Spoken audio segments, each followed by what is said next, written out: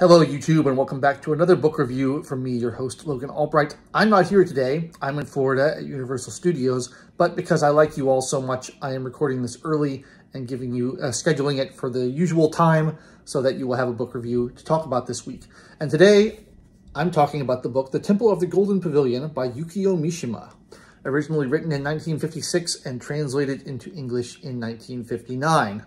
Now, I was aware of Yukio Mishima because of a film called Mishima Life in Four Chapters, which is a very interesting film about the author's life, and it contains excerpts from some of his novels.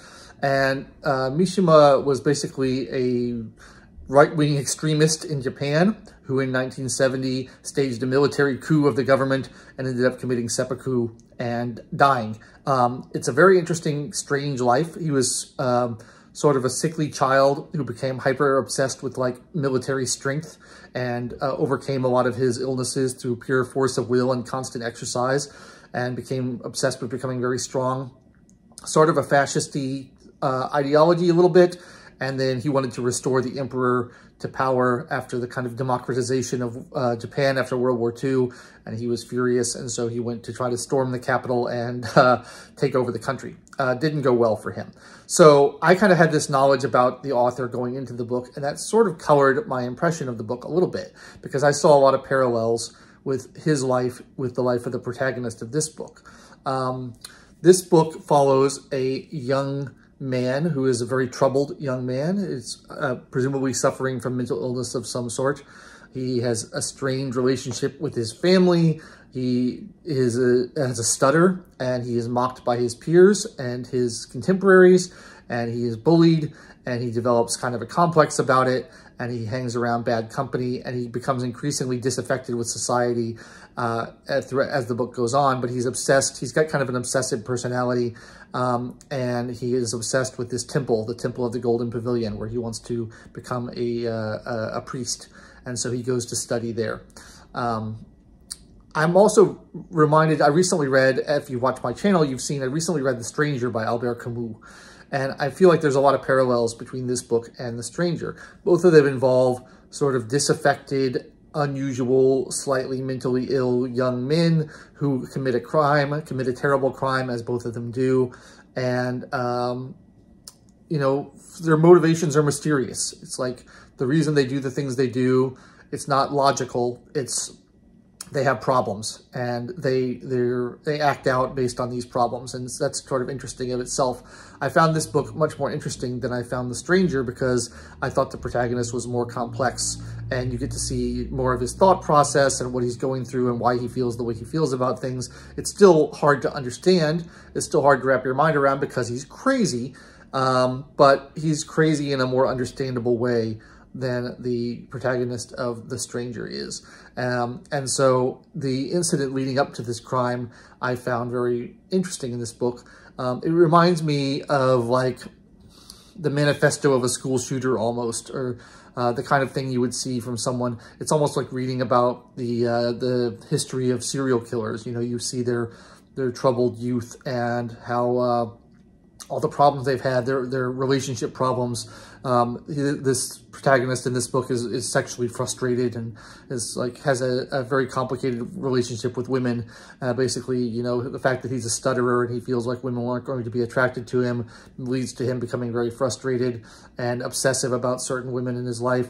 The first girl that he kind of has a crush on ends up dying in a tragic way. A lot of people around him end up dying in a tragic and unexpected way, and that seems to have kind of impacted his craziness as well. So if you're interested in kind of like true crime or, you know, serial killer stories or stories of mental illness, this is a pretty interesting book that goes into that sort of stuff. I mean, it doesn't speak about it in those terms, but that's how I'm understanding the protagonist. It's kind of written from the first person perspective, and that's how I'm understanding the way he's describing his emotions and his feelings. And, you know, to me, someone who I like to think is a sane person, his emotions and his motivations don't make any sense. But, you know, it's interesting to try to puzzle out and ponder, like, what drives a person to behave this way, what drives a person to do this, what are the incidents in their past that lead to them leading such an extreme and crazy life, you know? So, and then, like, I think that really parallels Mishima's own life, where he did this crazy military coup in the later part of his life. You know, clearly he saw something in this, he like, you know, tried to gather all as much information about this actual person in real life that inspired the story as he could. I think he clearly saw some kind of parallel between this person and himself. You know, this person was a stutterer when they're young. He had all kinds of medical problems when he was young and tried to overcome them.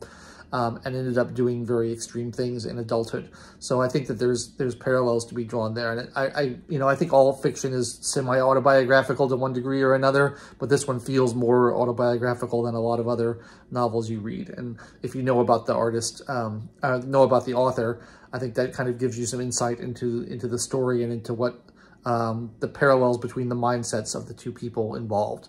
So yeah, it's a pretty short book. This is about 260 pages in this edition, translated from the Japanese. Pretty quick read, a little bit disturbing, but quite interesting if you're into that sort of thing. I don't read a lot of Japanese literature. It's not something that I've really taken the time to get into, but I found this one enjoyable. As always, when reading a translation from a pretty foreign culture to my own, like, it's obviously a translation. Like, I think it's a good translation. I have no complaints about it, but like, you can't translate dialogue from Japanese to English and have it, you know, be an accurate translation and also have it feel idiomatic to English. Like, it all feels a little bit stilted to me just because Japanese people speak in a different way than Americans do.